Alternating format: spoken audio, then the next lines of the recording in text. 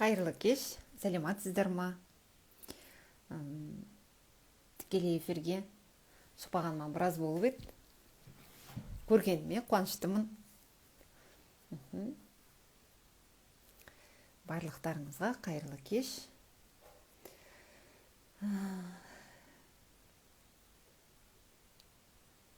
Осы тікелей эфирге қызығушылық танытатындарыңызға рахмет. Бүгін тікелей эфирге шақырған мені Зафар болатын. Зафарды күтейік. Рахмет. Ал мына жерден енді қалай қоссам екен? Қалым жақсы, шүкір.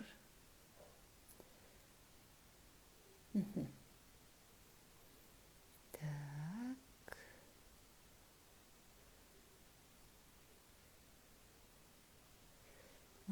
Күтейік. Көптен көрінбей кеттіңіз ғой дейді. Менің көптен көрінбей кеткен себебім өзімнің жұмыстарым бар. Сонымен бірге тікелей эфирге шығатын кезде бір мүмкіндіктер болмай жатады. Содан кейін өзімнің денсаулығыма қарап тіршілік деп айтсақ болады. Сондықтан бір тікелей эфирге шығуға бір мүмкіндігім де болмады. Тақырып қандай? Мен шынымды айтсам, бүгін не туралы тікелей эфир болатын өзім де дұрыс білмейді екем. Неліктен? Себебі мені тікелей эфирге шақырған Зафар болатын. Зафардың мынау қазақтың жазылмаған, яғни оқырман, қазақтың жазылмаған психологиясын оқып, біраз сұрақтар пайда болыпты. Сол сұрақтарға жауап беруге Зафар да қосылды. Сол сұрақтарға жауап беруге тікелей эфирде не болатыны, қандай тақырыпта болатындығы енді психологиялық тақырып болады ғой. Мына жерде сұрап жатыр Зафар қандай тақырып деп. Мен айтам, мен тақырыпты білмеймін. Саламатсыздар ма? Қайырлы кеш. Қайырлы кеш. Мен комментарийлар болса дұрыс жасамайды деп комментарийлар сөндіріп тастаймыз, соңына жақын қосармыз. Бүгінгі тақырып таныстыра кетейін онда. Мына кітап тақырып қазақтың жазылмаған психологиясы. Жалпы менің бір ой жүретін менде негізі. Бұл салт дәстүрлер, ол бекерден бекер шыққан жоқ қой. Адамзат миллиондаған жылдар өмір сүріп келді де, сол миллиондаған жылдар өмір сүрген адамдардың арасында тек ақылдылары біз емес қой. Олардың да қаншақ тәжірибелер болған, өмірде түйгендері болған, сөйтіп келіп бір қабылдаған шешімдер болған. Солардың бір несі деп ойлайтынмын. Бір сол кездегі бір ол кезде керісінше қазір сол кездегі Абай атамыз болсын, мысалы, сол не дейміз енді, ұлы зиялылардың соларға еліктеп жүрміз ғой біз, былайынша айтқанда. Солардың айтқандары әлі күнге дейін болып келеді, мысалы, қарасақ. Айтқандар, дұрыс айтқан екен ғой деп кетеміз сол кезде. Сондықтан жалпы салт дәстүрге бір көзқарасым қатты ондай немес еді. Бір ойым жүретін, мен ойымда бірдеңе жүретін. Білетін, түбінде бірдеңке бар. Или біз дұрыс білмейміз соны, немесе өзгерген бізге келгенге дейін. Сөйтіп жүрді, сіздің кітабыңызды оқыдым. Қазір бір 50-ші бетке келдім. Тілашар деген жерге дейін келдім. Осы жерге дейінгі түйгенім бірде-бір салт дәстүр көрмедім әкеге байланысты. Бұл нені береді бізге? Соны кішкене ойладым. Демек, ана мен баланың арасындағы байланысты маңыздылығын А, дыбыс шықпай қалды. иә. Соның маңыздылығын әлі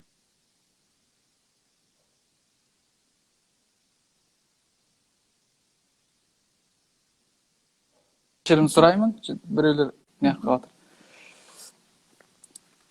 Ата бабаларымыз білген ғой соны, маңыздылығын. И қараймын, барлық нәрсе ана мен балаға байланысты. Осындай қоғамда, яғни осы қоғамда мынандай бір нәрсе болған сияқты. Яғни сен салт дәстүрлеріңнің барлығы бала мен анаға байланысты болады да, и сен ана мен ананы ана ретінде, бір тұлға ретінде, немесе баланы ана бала ретінде құрметтемейсің. Ол қалай? Ол мүмкін емес нәрсе ол, мен ойлаймын. Яғни сол нәрсені мен бір түсінгенім жалпы осы жерге дейін соны түсіндім. Яғни бұл балаға құрмет, анаға құрмет, ол бізде о бастан болған негізі. Соны түсіндім, былай жалпы. Сосын осы жерде мен айтамын.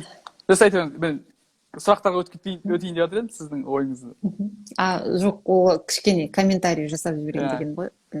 Біріншіден, бұл енді бастапқы 50-ші бетке дейін, яғни мынау кітаптың құрылымын алып қарасақ, ол жерде мынау құрсақтан жер бесікке дейінгі адамның өміріндегі оның психологиялық жағдайын реттеудің қазақ дүниетанымындағы жолдарын көрсеткен. Ол енді жолдар көрсетілген кезде салт дәстүр арқылы. Ол салт дәстүрлер менің жасағаным, бұл салт дәстүрлердің біреуін білсем, біреуін білмеймін. Мен салт дәстүрдің маманы емеспін.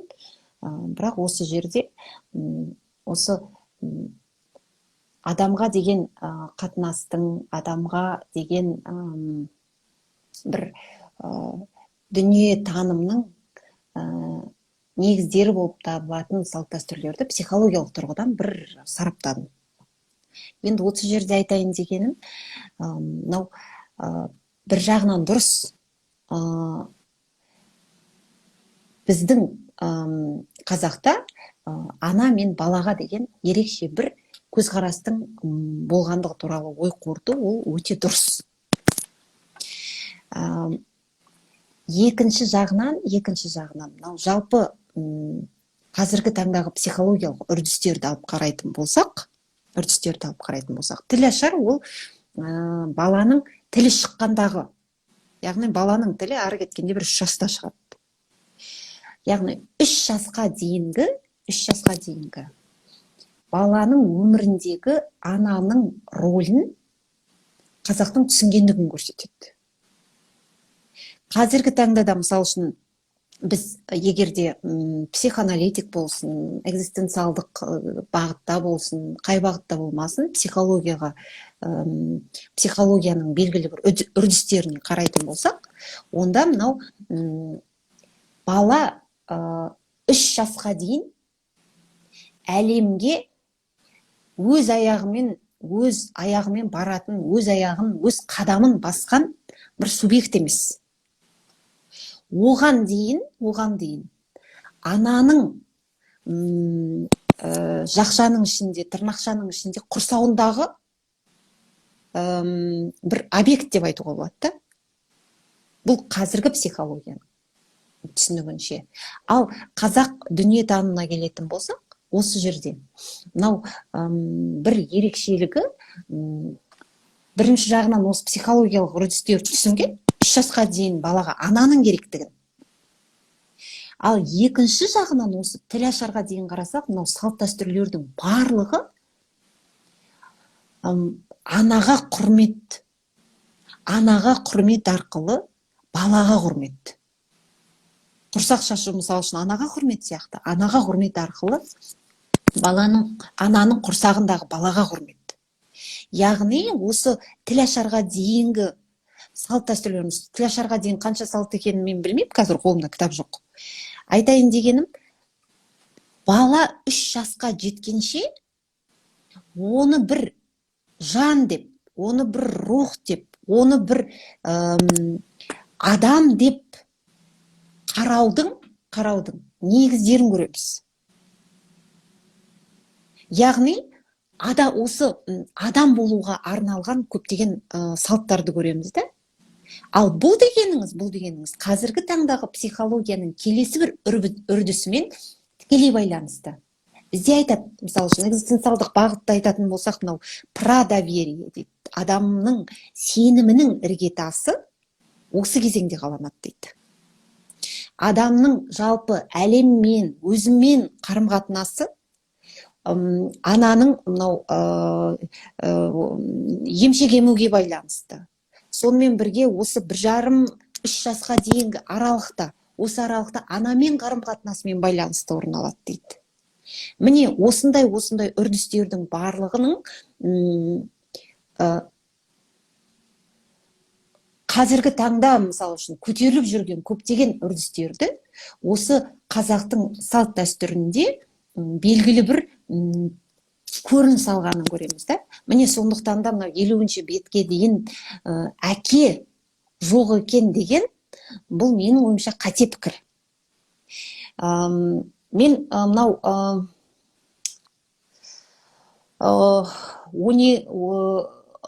6-7 жасқа дейін, содан кейін 6-7 жасқа дейін мен Ержан екеуміз жаздық, ол этнограф, ол сипаттады салттарды. Мен салтты білмеймін. Салттар сипаттаған кезде мен Ержанға айттым. Мынау 5-6 жасқа дейін мына жерде қыз болып, ұл болып бөліне ма, бөлінбей ма, қашан бөлеміз бұларды? Қоя тұрыңыз. Яки мынау кәмелетке толғанда бөлдік қыз бен ұлды.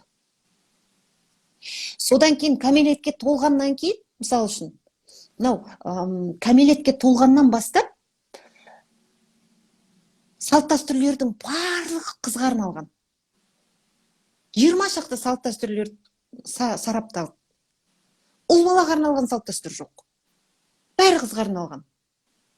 Мен осы жерде де мен мысалы үшін түсінбедім. Құдай-ау, не деген мынау қызға 40 үйден тыйым деген осы ма? Неге мынау бәрі салт дәстүрлер қызға арналған? Ал бұның түбіне үңіліп қарайтын болсақ, қазіргі таңдағы психология енді жетесіне жетіп жүрген бір дүниетанымды көреміз. Кәмелетке толғанша тұлымшағы желбіреген. Кәмелетке толғанша адам. Мысалы үшін 3 жасқа дейін бала да емес, бәле де емес, сыймен құрмет. Мынау кәмелетке толғаннан кейін қызға мынау әлемнің бір қайнар көзі ретінде қарау. Аса бір жауаптылықпен қарау. Міне осындай дүниелерді көруге болады. Міне сондықтан да жауап ретінде айтып отырғаным, бұл 50-ші бетке дейін мынау әлеуметтік роль туралы жоқ. Адамға деген қатынас бар. Мынау экзистенциалдық бағыттың негізін қалаушылардың бірі Сартр деп айтамыз. Жан-Поль Сартр бұл енді философияның бір ең белді бір философ қой, 20-шы ғасырдың. Айтайын деген Сартр айтады. Адам қашан әлеуметтік рөлге айналды, сол кезде адам өлді дейді. Яғни, мынау тіл ашарға дейін, әйелге болсын, балаға болсын, адамға деген құрмет бар. Бұл жерде әке деген, ана деген, бала деген, ұстаз деген әлеуметтік рөлдер. Ал қазақта мынау Сартрдың 20-шы ғасырда түсінген, екінші жартысында түсінген, мысалы үшін екінші жартысында түсінген дүниелері, бұл қазақта о баста 3 жасқа дейін әлеуметтік рөл жоқ. 3 жасқа дейін адам бар. Адамға деген құрмет бар. Міне сондықтан да бұл 50-ші бетке дейін әкені көрмейтіндігіміз, бұл қазіргі психологиямен үйлесетін дүние, және балаға адам деп қараудың бір көрінісі деп қабылдау керек. ойыңыз өте орынды. Бағанағы нәрседе мен бағанағы Сартрдың айтқанымен келсем негізі. Өйткені рольдік нәрсе бұл жалпы қазіргі өмірде де біз бір адамға ең алдымен он адам болған үшін бір құрмет көрсетуіміз керек. Ол әйел адам болсын, еркек адам болсын, алдымен оның бір құрметі бар, одан кейін бар оның рөлі бар. Ана деген рөлі бар, әке деген рөлі бар, ары қарай рөл одан кейінгі орында тұр. Сондықтан ол өте маңызды, өйткені көп адамдар көп шатасатын жерлердің бірі сол жер сияқты. Енді осы жерде мен сұрақтарымды әкеге байланысты. Мен мысалы мынандай салт дәстүр көрмедім демекшімін. Өйткені әкенің рөлі бар ол жерде міндетті түрде. Оны білемін, оны мысалы әкенің рөлі ол жерде көбірек ана мен баланың арасында қарым-қатынас немесе солардың тұлға болып қалыптасуына бір көмекші болу ретінде сондай бір ой түйдім. Негізі мынандай, то есть әке мен баланың арасында да бір салт дәстүр жоқ деп айтқым келді сен негізі. Әке мен бала деген салт дәстүр ондай пока байқамадым. Енді қараңыз, салт дәстүрлерді нәрсе бар. Сіз салт дәстүрлерді қайдан алдыңыз? Бірінші сұрақ. Екінші сұрақ. Сіз бір маман ретінде, мысалы, салт дәстүрді бір жерден алған кезде, сіз өзіңіздің маман ретіндегі көзқарасыңызды қосып жіберуіңіз мүмкін да кітапқа. Соны ойладым. Сол үшін сіз ол салт дәстүрлерді қайдан алдыңыз? Және салт дәстүрлердегі жазылған сөздер өте маңызды негізі. Қандай сөздер қолданды? Анаға қандай сөз қолданды?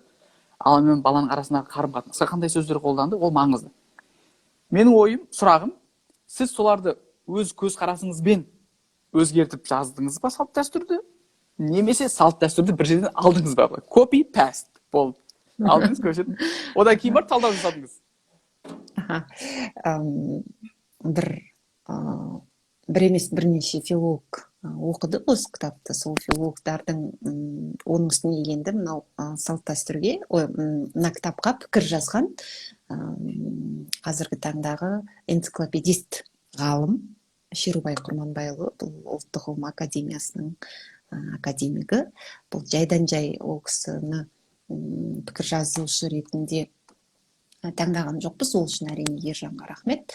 Бұл кісі жалпы осы салт дәстүрлерге байланысты сонымен бірге қазақтың дүниетанымына энциклопедиялық тұрғыдан бір қарайтын, сонымен бірге бір ұғымдарды зерттеп жүрген сондай филолог ғалым. Сол кісіге жаздырған себебіміз біріншіден мынау не дегенмен салт дәстүрлер бұл біздің этнография, тарих, филология ғылымдарының бір қиылысқан тұсындағы институт деп айтуға болады. Міне сондықтан да бұл кітапқа психолог емес филологтың жазуы осы салт дәстүрлердің дұрыстығына көп мән беруге байланысты болды. Неліктен бұл кітаптың екі авторы бар? Себебі мынау кітаптың соңғы жағы, мынау бастапқы беті, мынау соңын қарасаңыз. Иә, астындағы әйелдің, мынау үстінде еркек тұр, астында әйел тұр ғой. Сол әйелдің қазақтан жұрдай екенін байқайсыз. Бұл нені білдіреді? Яғни ана жерде қазақтың бір институтын бітірген деген бір ауыз сөз жоқ. Бұл басқа мемлекеттерде оқып келген маман. Міне бұның өзі, бұл психолог маманның қазақтан жұрдай екенін білдіреді. Яки оның екі автор болуының себебі ең бір салт дәстүрлерді сипаттаған этнограф ғалым. Ержан енді өзін этнограф ғалыммын деп айтпай ма білмеймін, бірақ енді ел білетін этнограф. Сондықтан бұл салт дәстүрлердің мен үтір нүктесіне де тескен жоқпын. Маған күнде екі салт дәстүр беріліп отырды. сол салт дәстүрді оқып, өзімдегі бар, мысалы үшін мен 4 саласын меңгергем деп айтамын психологияның. Сол салалармен ұштастырдым.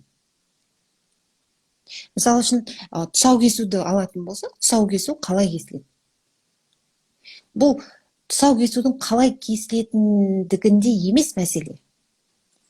Менің ойым, тұсауды кесу психотехнология ретінде адамның қандай психологиялық мәселелерін шешеді.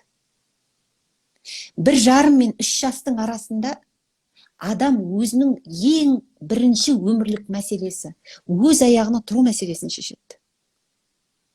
Ал осы өз аяғына тұру мәселесі, мысалы үшін егер травматерапия ғылымы арқылы келетін болсақ, мынау көптеген дүниелерді біз мысалы үшін айтамыз, 12-ші аптаға дейін адамда түйсік қалыптаспайды, жаны пайда болады. 12-ші аптада түйсік қалыптасады, санасы бертін келе пайда болады дедік. Яғни адам көп нәрсені мынау түйсік арқылы сезінеді. Міне сондықтан да осы есі жоқ кезде аяғын матап байлап бостандықтың не екенін мынау тәні арқылы түсіндіру, бұл кәдімгідей травматерапияның кәдімгі бір психотехнологиясы бола алатын үрдіс. Мен осы, мысалы үшін, қазіргі таңда зерттеулер жүргізіп жатыр. Осы тұсаукесуді 30-дан асқан, 40-дан асқан, 50-ден асқан адамдарға жасап жүрмін. Енді отырып алып тұсаукесу отырған жоқпын, ол мәселесімен келген кезде, бір тұсауға байланысты мәселесімен келген кезде. Это работает. Көрдіңіз бе? Міне сондықтан да осы жерде менің жасаған дүнием, этнограф ғалым жазып берген, оны ұлттық ғылым академиясы тексеріп берген, ұлттық ғылым академиясының академигі тексеріп берген дүниені психологиямен ұштастыру. Неліктен бұл кітапта психолог пікір жазбады? Себебі менің ойымша қазіргі таңда енді біз қазақтың өзінің ұлттық психологиясы деген бөлек сала бар. Бірақ бұл салт дәстүрлерді практикалық психологияға ұштастырған және психотехнология ретінде қараған планетарлық деңгейде бірінші кітап деп айтуға болады. Неліктен? Себебі қазіргі таңдағы психологияда біз мынау ғылыми психологияны алып тастаған кезде практикалық психологияны алатын болсақ, психотерапияны алатын болсақ, салт дәстүрмен психологияның, практикалық психологияның, мынау жеке тұлға психологиясының бір қазанда басып піспейді. Бұл екеуі бірге қарастырылатын дүние емес. Салт дәстүр всегда против индивидуальности. Міне сондықтан да бұл жерде психолог жоқ оған пікір беретін. Оны әлемнен іздеп тауып келіңіз, содан кейін берер. Міне осыған байланысты менің айтатыным, бұл жерде мысалы үшін мен қай жерде, Ержанның қай жерден алған, енді ана жерде 170-ге жуық әдебиет бар ғой, сол жерде алынды. Сол әдебиеттерден өзінің этнограф ретінде ғылыми ізденістері бар, Марғұланның еңбектері бар, тағы басқа дүниелер. Сонымен бірге мынау ғылыми деңгейде оған бір сараптама жасалды. Содан кейін барып, бұл психологиялық бір астарын іздеу, бұл менің меншігімдегі дүние. Сондықтан психологиялық мәні дегенге дейінгі текст менің ол жерде еш шатағым жоқ. Сонымен бірге қазақтың салт дәстүрлерін теріп берген этнограф.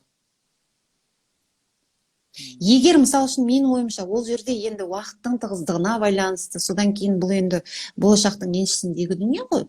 Сондықтан да бұл жерде 100-ден астам салт дәстүрлер психотехнология ретінде қарастырылған десек, ол қанша салт дәстүр бар, сонша салт дәстүрлерді ары қарай зерттеу, менің ойымша ол болашақ ғалымдардың бір меншігінде деп айтсақ болады.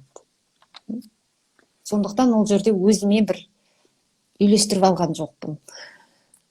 Ол себебі маңызды нәрсе, өте маңызды деп ойлаймын мен. Өйткені андай өзіңізге алып сөйтіп не істеу, ол жерде сіздің ойыңыз кетіп қалады, сосын кішкене салт дәстүрдің несі де көзқарасы бұзылып кетуі мүмкін деп ойладым. Содан бірақ жақсы, өте керемет, иә, өте жақсы нәрсе.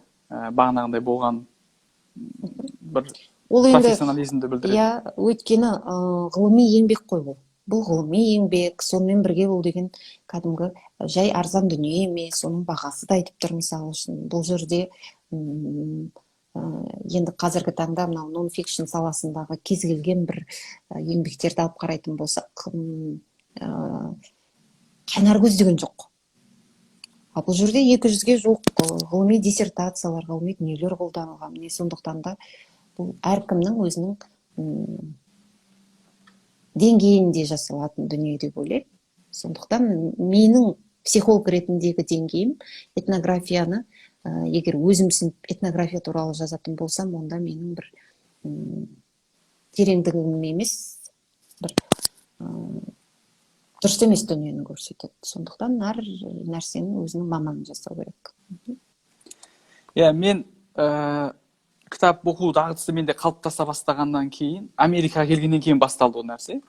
Сонымен мен қазір кітап таңдаған кезде менен атына қараймын, кейде біреу кісілердің мен экраным өзінен өзі қарайып қалады. Сол мен немді attention бұзып жатыр негізі, сол ойымды өз жинақтай алмай. Бірінші, қазір мен неге қарайтын болдым? Соңына қараймын. Соңында пайдаланған әдебиеттеріне қараймын. Сол арқылы кітап таңдайтын болдым қазір. Соған қараймын алдымен, кімдерден мәліметтерді қайдан алған, нені қолданған, сөйтіп барып, сіздің кітабыңызды алғанда да солай жасадым. Соңында бірінші аттарын оқып шықтым бәрінің.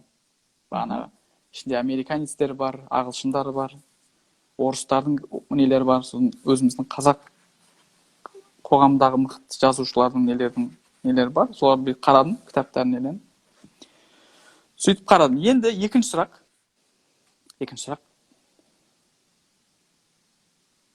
Бесік жайлы. Қазіргі таңда бала педиатрлардың көп айтатын бір нәрсесі бар. Бесікке жатқызып қойып, байлап тастау дұрыс емес. Немесе қаншалықты дұрыс, иә. Ол тек педиатрлардың емес, ол ортопедтердің, хирургтардың да айтатын қазіргі таңдағы рекомендациясы. Иә, сосын оның психологиялық жағынан қараған кезде, мынау өткенде бір сөйлестік, attachment теориясы бар, attachment деген теория. Соған да қайшы келетін тұстары, яғни немесе дұрыс пайдаланбаған жағдайда соның кері әсері болуы мүмкін. Яғни attachmentқа, ана мен баланың арасындағы бағанағы не дейміз, рухани байланыс дейміз ба, бір теория привязанности, иә, теория. Сол нәрсеге кері әсері болуы мүмкін, дұрыс пайдаланбаған деген сондай нәрселер бар. Одан кейін осы жерден тағы бір сұрақ туындайды менде. Кітапты соңына дейін оқып шықпағаннан кейін сізді как автор ретінде сізден сұрағым келіп отыр. Осы салт дәстүрлердің арасында осы бесікке де қатысты, негізі мен бесікке ойым солай болды. Енді сізден қазір жауабын алайық. Заман өзгеруіне байланысты өзгерген салт дәстүрлер бар ма? Немесе ескірген, уже қазір керек емес. Мысалы, ол кезде біз көшпенді болдық, ата-бабаларымыз көшіп жүрді, соғысты, мысалы, немесе қазіргідей памперс деген нәрсе болмады ол кездері деген сияқты. Сондай сияқты бәлкім бесікті де сол категорияға кіргізе аламыз ба? Ондай категория бар ма? Деген жалпы бір сұрақ сұрайын. Өте бір сыни, критикал көзқарас. Біріншіден енді осы сұраққа жауап берерде мен тарихи бір астарын айтайын.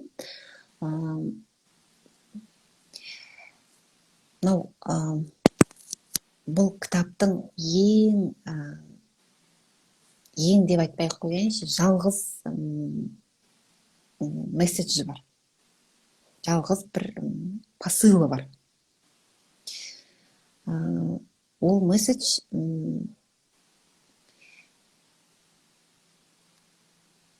қандай заман болмасын, балаға ұлы деп қарау. Балаға көшіп жатыр ма, көшкенде дүние төңкеріледі. Дүние төңкеріліп жатқанда, бала өз бесігінде мамыражай күй кешу керек.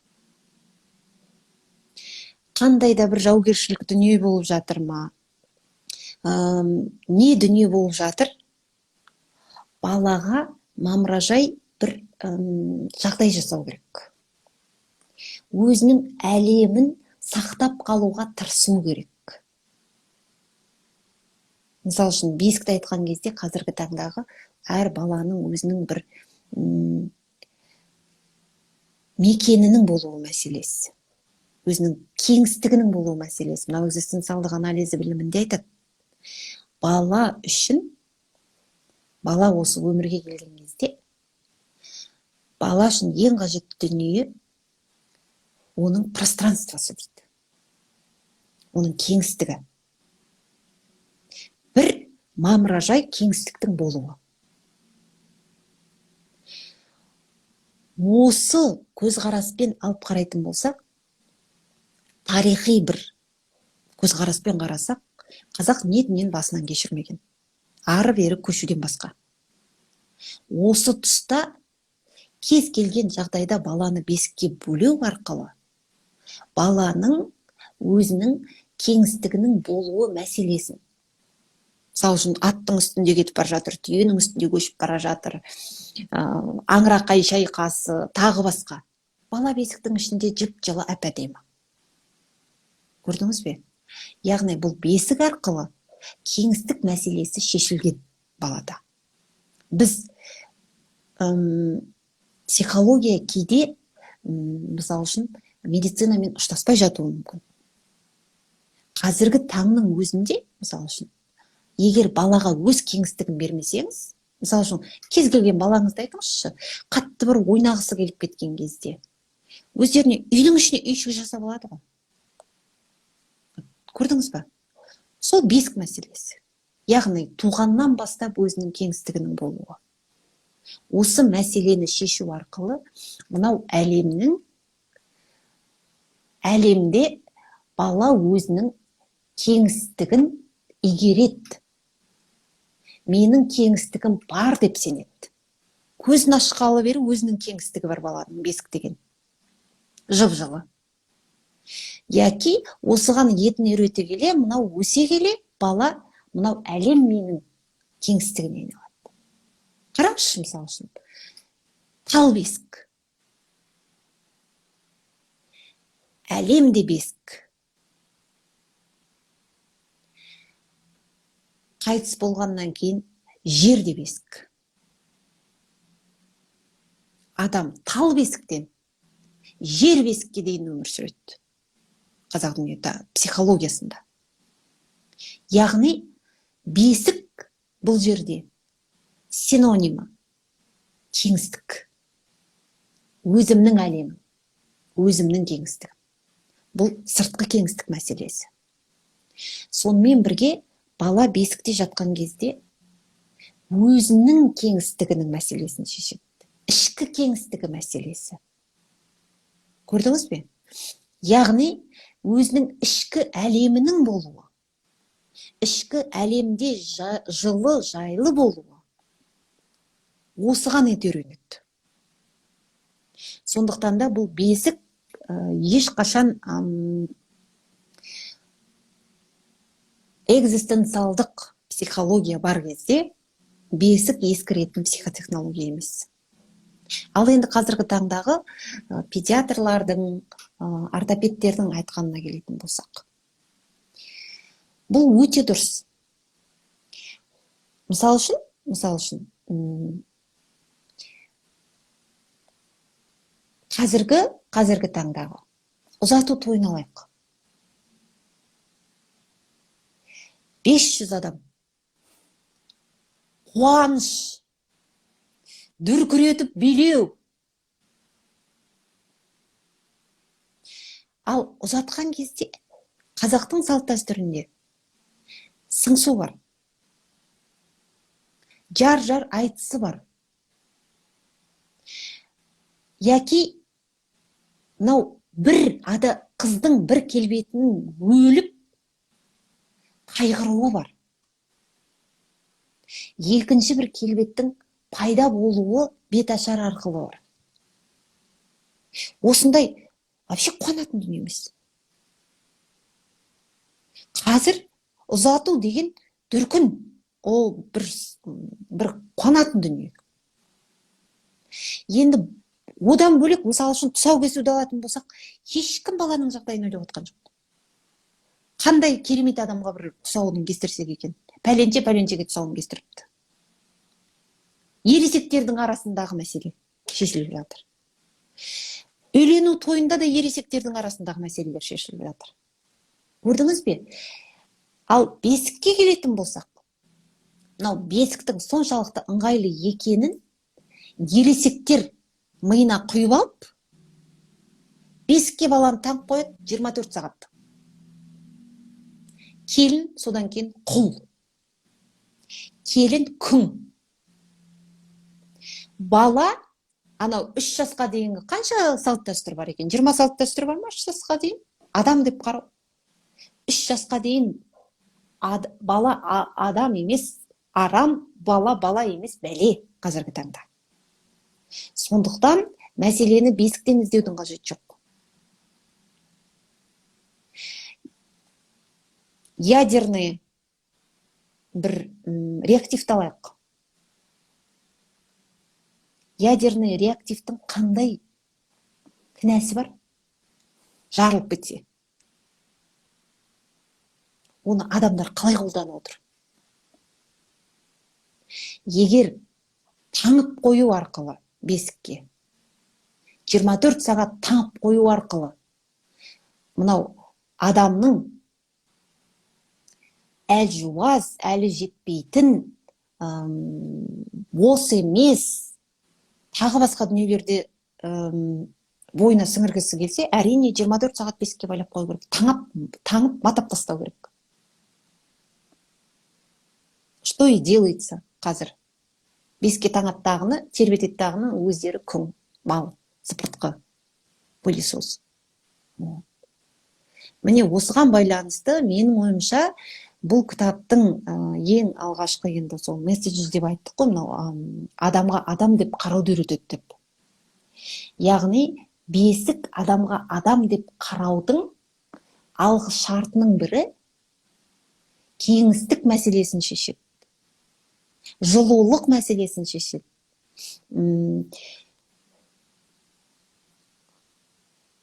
Сақалды қандай бір мақал бар ғой, сақалды аламын деп, құлағын алып тастапты ма, басын алып тастапты ма деген, шаштар іздесеңіз, басын алып тастапты. Шашын аламын деп басын алыпты деген. Иә.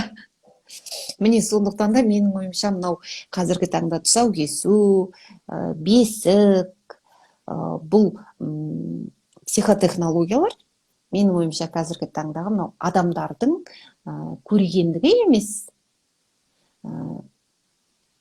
өздерінің ездігі мәселесінде бір құрал қару болып жүр деп ойлаймын. Иә, жақсы, өте керемет нәрселер айттыңыз негізі. Бесікке байланысты. Иә, енді тұлға ретінде қарау өте маңызды. Сосын осында бана көрегенділік деген мәселеге мен қатты бір не істеймін. Оны емес, бірақ мына жерде кітаптан мен бір нәрсе сұрағым келіп отыр сізден. Мынау қайсы? Баланы қырқынан шығару деген салт дәстүрге жасаған психологиялық анализіңіз кезінде сіз мына туралы айтқансыз. Бондинг. Мен екіншісі Холдинг. Холдинг, иә. Осыны кішкене былай ашып бере аласыз ба? Бұл мысалы мен осы бондинг дегеніміз деген осы жерде мен қысқаша оқыдым, бірақ әр мысалы мына жерде бір анықтама бергенсіз бондингке байланысты. То есть не деп төрт- анықтама беріппін? баланың әрбір іс қимылын түсінуі. Бондинг дегеніміз ана мен бала арасындағы бала жөргегіне түскеннен кейін пайда болатын көзге көрінбейтін, олардың бір тұтастығын қамтамасыз ететін байланыс. Осының бағанағы attachmentпен байланысы бір нәрсе да екеуі. Сол attachmenттің ол несі болып табылады, іргетасы болып табылады. Яғни привязанностьті қалай аудару, бауыр басу деп айтайықшы. Бауыр басудың іргетасы болып табылатын ұғымдар. Бұл сугубо психоаналитикалық ұғымдар. Және перинаталды психологияның ұғымдары. Қазір айта берейін бе? Жоқ, осы жерде қараңыз. Баланың әрбір іс қимылын түсінуі, қажеттіліктерін әп сәтте қанағаттандыруы, сепарациялық үрейін басуы, жаңа ортаға байланысын орнатуға көмектесуі сияқты бала өмірінің іргетасы болар дүниелер орын алады. Бұл бағана бондингке байланысты. Осы жерде бағана сіз айтып кеткен нәрселермен тағы бір байланысты бір сұрақ сұрап жіберейін. Бағана attachmentке байланысты деп айттым, бондингнің. Сосын бала бағана бесікке байланысты да соны байланыстырып кетейін. Бала өмірге келген кезде мынандай нәрсе бар. Мен көп ойланып, жауап таба алмадым бірақ.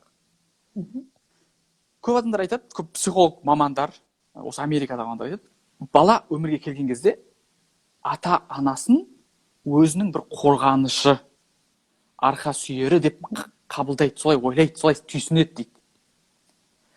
Ал когда олар ата-ана сол өзінің соны қалай, соның бір дәлелдемесі бар ма, мысалы, ол солай түйсінеді деп айтады да, көп адам солай түйсінеді. И сол ата-анадан өзінің қорғанышы, арқа сүйері деп ойлаған адамынан бағанағындай ұрсу немесе сондай бір жекіру нәрселер келген кезде, сол жерде бағанағы енді травмалар дейміз ба, или кішігірім проблемалар сол жерден басталады. Баланың бейсаналы түрде түйсінуі дұрыс емес қалыптасады деген сияқты. Осы орайда сосын бондингнің тағы бір несі бар еді. Ол холдинг, холдинг. Солармен бір байланыстырып бір нәрсе айтып кетсеңіз.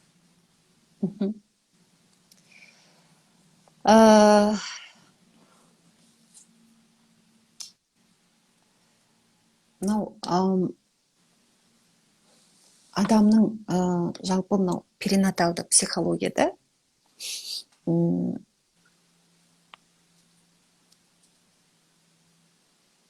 әрбір ғалымдар әртүрлі айтады. Қазіргі таңда егер енді мынау күндерге байланысты әртүрлі ғалымдар әртүрлі айтады. Мысалы үшін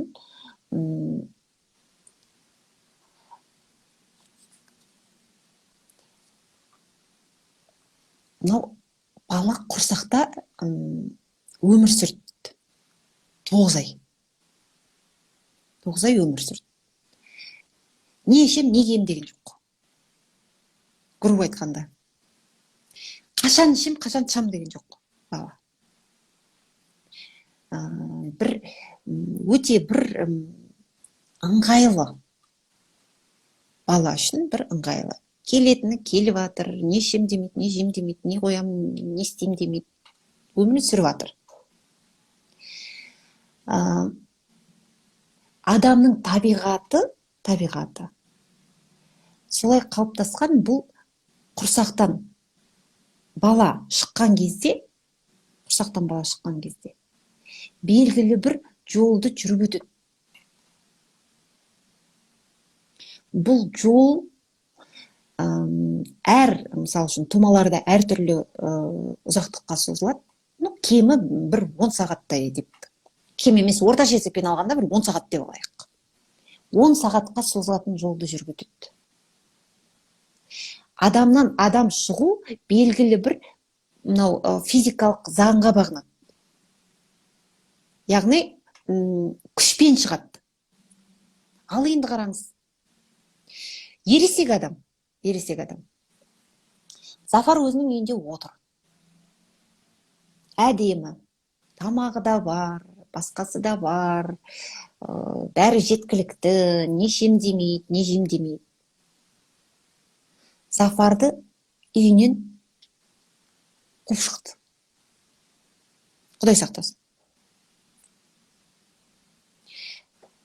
Зафар көшеде. Өмірінен шықпаған. Ересек адам қандай жағдайда болады? Жетіспейді, точно. Жетіскен жағдайда емес. Ал енді мынандай кішкентай ғана, 50 сантиметр, жарты метр. Кішкентай бала құрсақтан шықты. Қалыпты температура жоқ. Мынау жарық, салқын, ыстық, тағы басқа. Бұл құрсақтағыды өмірге мүлдем ұқсамайды. Құдай-ау, мынау адамның ішінде еді, анасының құрсағында еді. Анасы көтеннен бір теп шығарып жіберді.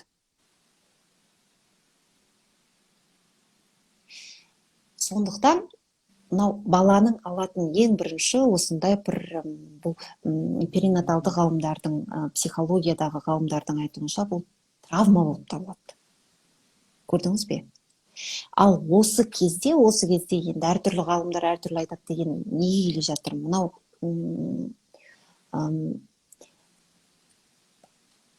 осы өмірге бауыр басу, ананың омырауы арқылы, ана арқылы жүзеге асады. Бұл примерно 28 күннен 6-8 аптаға дейін созылады. Яғни 28 күннен, бұл мысалы үшін қанша? 4 апта ғой. 4 аптадан 8 аптаға дейін. Біреулер 4 апта дейді, біреулер 6-8 апта дейді. Мынау бондинг пен холдингтің жалпы кезеңдерінде.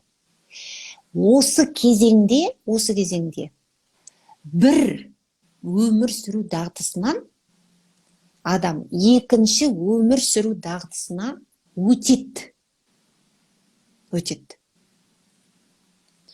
Осы өту барысында мынау өтуді қамтамасыз ететін бұл ана. Яғни осы кезеңде, 8 апта деп алайықшы, 8 аптаңыз сонда где-то бір қанша күн, 56 күн да, мысалы үшін. 6 аптаңыз 48 күн, 42 күн. Сол 40 күннің ар жақ бер жағы ғой, 28 пен 50 күннің ар жақ бер жағы. 30 күн мен 50 күннің ар жақ бер жағы, дәл ортасы 40 күн.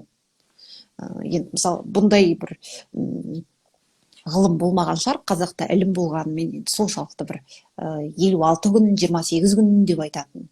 Ресейде 28 күн, мысалы үшін период новорожденности. Европалық елдерде 8 аптаға дейін, қазіргі Қазақстанда 3 айға дейін, мысалы үшін. Сондықтан жалпы алған кезде осы кезеңде адам белгілі бір өзінің перинаталды кезеңнен постнаталды кезеңіне өтеді. Осы кезеңге өту барысы бұл дағдарыс кезеңі. Осы дағдарыста оны сүйемелдейтін ана. Ал бұл кезеңде мынау 40-нан шығару деген не? 40 күн бойы перинаталды кезеңде ана мен баланың арасында кіндік арқылы байланыс болды ғой. Сол байланысты үзіп жіберуге болмайды. Шорт кесіп. Мысалы үшін 15 жыл бойы үйден шықпаған баланы 15-ке толған кезде Америкаға жіберсеңіз не болады? Өмір үйінен шықпаған, басқа қалаға шықпаған. Көрдіңіз бе? Тап сондай сияқты. 40 күнге дейін мынау бала мен ананың арасындағы байланысты үзбеу. қашан емшек сұрайды, соған емшек беру, ананың жағдайына қарау, ана мен баланың арасында симбиоз, екеуінің арасындағы мынау постнаталды кезеңде пайда болатын қарым қатынасты орнату. Мысалы, мен балам ішімде болды, оны енді сыртқа шыққаннан кейін оған етім үйрену керек қой, менің сүтім дұрысталу керек, менің бір көңіл күйім дұрысталу керек, бұған менің бір көңілім жібу керек деген сияқты. Міне сондықтан да мынау қырқынан шығару деген сенің айтып отырған теория привязанности, мынау психоаналитикалық ілімдегі холдинг пен бондинг пен холдинг кезеңі, қазақшаға аударғанда қырқынан шығаруы, қырқынан шығарғанға дейін 6 айға дейін, мысалы үшін, ана мен бала арасындағы симбиозды қамтамасыз ету мәселесі. Ал енді бұл қамтамасыз етпегенде не болады? Мен білмеймін, сол жерде жазған ба, или одан кейінірек жаздым ба екен, мен бір уже есімде де жоқ, Ресейдің бір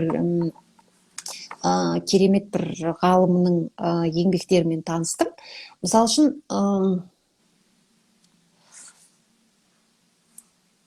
туылғаннан бастап дейді, жетімдер үйіне өткізілген, домалюдық, соған өткізілген балалар бар ғой, туылған кезде өткізілген.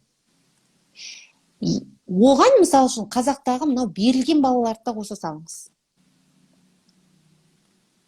Әжесіне туа салсын, бауырына баса салған.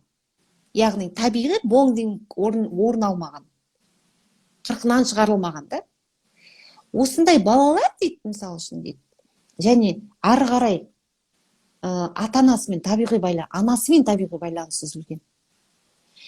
Кемі 1,5-2 жасқа өзінің анасымен байланысы үзілмеген балаларға қарағанда дамуы, психикалық дамуы кем болады дейді, төмен болады дейді. Бұл ғылыми диссертациялар. Бұл бірінші. Ал енді осы тұста мен білмеймін, сол жерде жаздым ба екен, одан бөлек жаздым ба екен, мысалы үшін 70-ші жылдардың ортасында, мысалы үшін бондингтің қалыптасатын кезде алғашқы 3 сағат. Туылғаннан кейін 3 сағат. Жөргекке түскен кезде 3 сағатта қалыптасады. Егер мысалы үшін 3 сағаттың көлемінде 70-ші жылдардың ортасына дейін жалпы әлемде орын алған оқиға, ал 70-ші жылдарда 2000-ші жылдардың басына дейін біздің Қазақстанның постсоветское пространствода болған дүние. Туды бітті, басқа жаққа кетіп қалады баланы. Осы кезде бондинг қалыптаспайды. Сенің привязанностыңа нұқсан келеді. Яғни бұл деген не?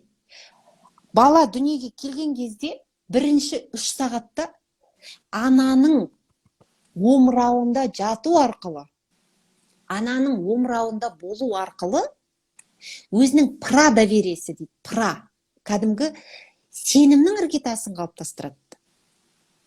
Өзінің осы әлемдегі бір енді ананың несі температура тела, ол деген мысалы үшін 36 градус жылы ғой енді. Осы жылулықты, емшектің сүтін ему арқылы мынау өту кезеңі постнаталды периодқа кәдімгі бір безболезненно өтеді дейді. Көрдіңіз бе? Ал егер бұл болмаса, привязанность бұзылды.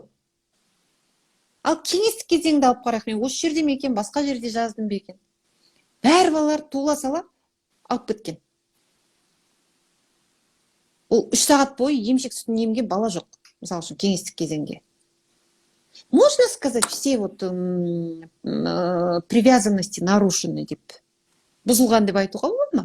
Болады, бұл менің айтып отырғаным емес, бұл ғылыми дәлелденген дүние қазір. Міне сондықтан да мынау ал 40-нан шығаруға келетін болсақ, егер бондинг 3 сағатта қалыптасады дейтін болсақ, алғашқы 40-нан шығаруды айтсақ, туылғаннан бастап 40 күнге дейін шашын алмауы, 40 күнге дейін тырнағын алмауы. Құдай-ау, сонда мынау баланың тырнағына да тиіспеген ғой, Зафар. Көрдіңіз бе? Мынау балаға бұл құрсақтан шықты, біздікі болды деу былай тұрсын. Оның тырнағына да тиіспеген, мысалы үшін фразеологизм ретінде өзің ойлап қарашы, тырнағына да тиіспеген дейді. Ол нені білдіреді? Бұл диядаға, бұл симбиозға тиіспеу керек. Ана мен балаға.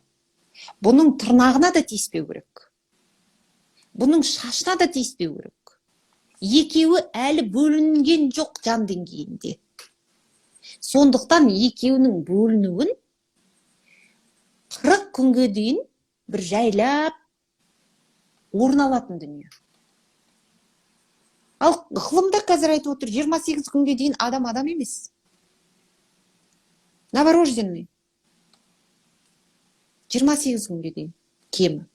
Кейбір елдерде 8 аптаға дейін. Сол сіздің 40 күніңіз.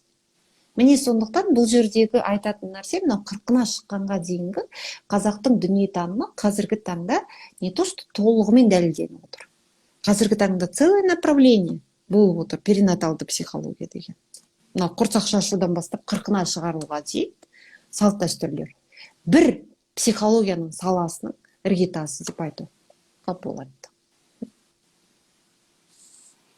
Иә, мына жерде мен түсінгенім, бағана айттым ғой, сіз өте анау бір жақсы мысалмен келтірдіңіз. Зафарды егер үйінен қуып шықса, үйінен шыққаннан кейін, мысалы егер менің ештеңем болмаса, менде уайым қайғы болады да. Уайым қайғы болады. Қалай өмір сүремін даже? Не істеймін? Не жұмысым жоқ, не анау жоқ, не мынау жоқ. Ал когда бір сүйенетін біреу болса, немесе бір достарым болса, үйіне бара алсам солардың, немесе машинам болса, жұмысым болса, менде уайым қайғым аз болады. Яғни қатты не істемеймін.